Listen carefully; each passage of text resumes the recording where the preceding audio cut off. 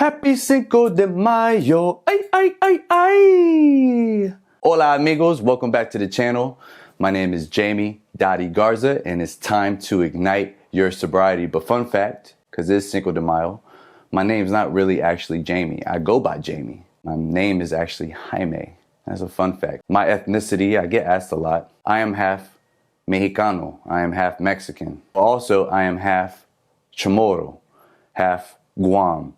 And shout out to Asian and Pacific Islander month, which is this month. I just found that out. And with that being said, I want to break down the Cinco de Mayo tradition, especially in the United States. It's no excuse of my background, where I'm from. I still became sober.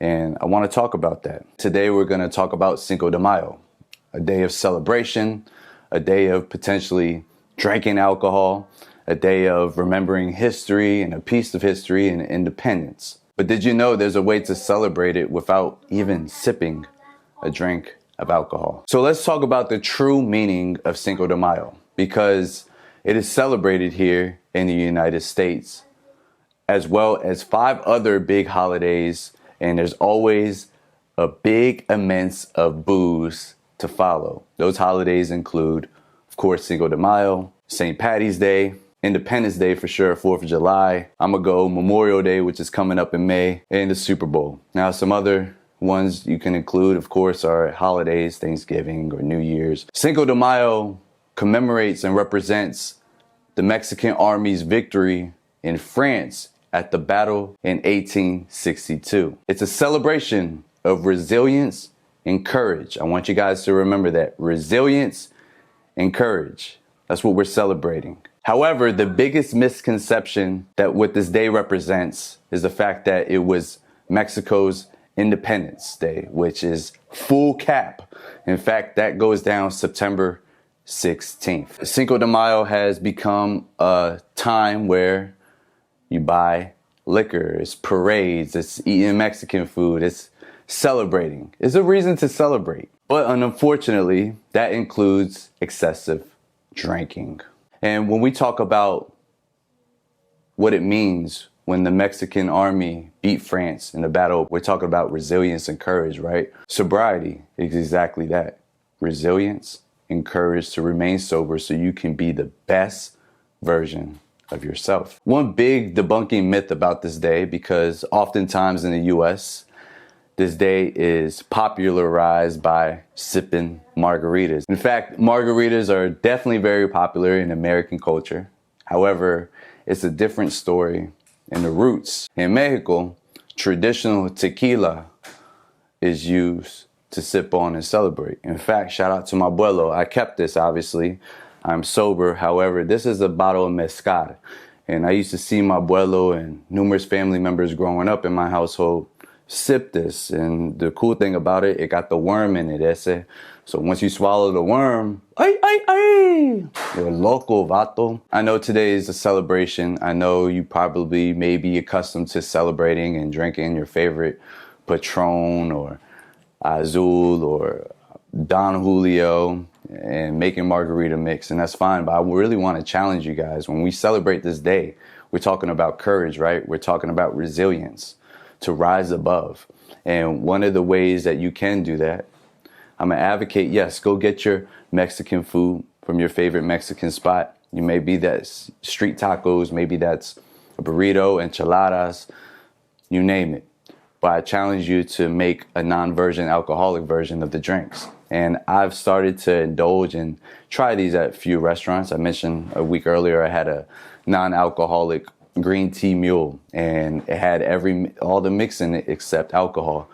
And there's ways to make virgin margaritas, and they still taste absolutely amazing.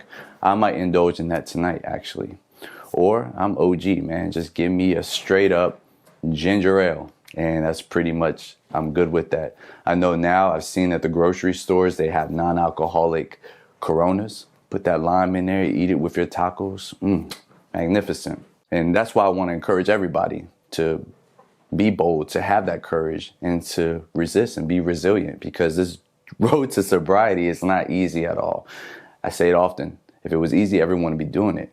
However, when you want to become the best version of yourself that God has created you to be, when you want to be the best version of yourself to the goals you want to accomplish and how you want to lead, leaving alcohol is simply a poison that you're putting in your body. It's a poison and a drug that controls you. I want to challenge you guys to make your own new traditions. There was a time, I think during the big pandemic era, me and my wife, we got some hookah, we got some nachos, we went to our favorite Mexican spot, El Granchado, here in Stafford, and we sipped margaritas. And at that time, I was just starting to go sober, and we made non-alcoholic versions, and we had a great time. I know it can be very hard navigating remaining sober in social situations from either peer pressure, or maybe it's your mind thinking that you can't have fun without alcohol, or people are going to call you this or call you that. Really, that comes down to confidence.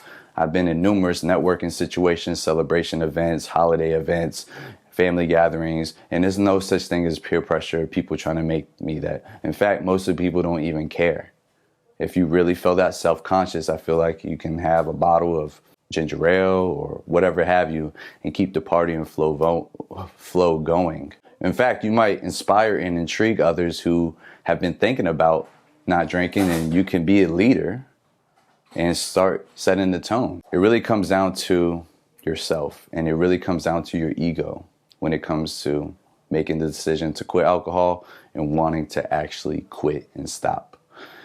It takes a lot of work, just like everything, because everything is discipline.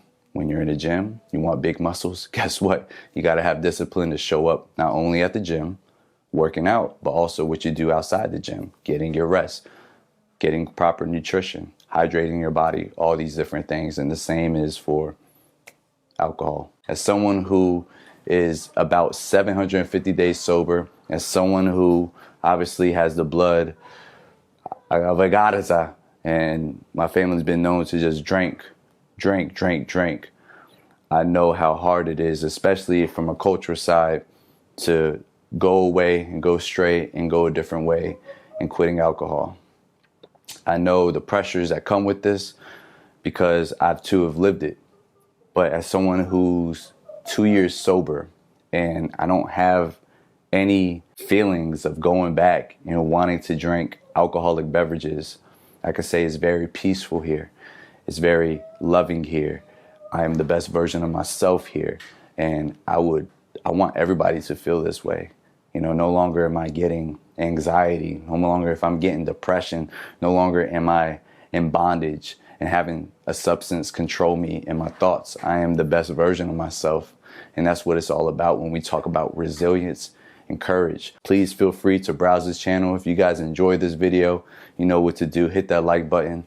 And if you want more content like this on the channel to ignite your sobriety, you know what to do. Thank you guys for listening. Ignite your sobriety.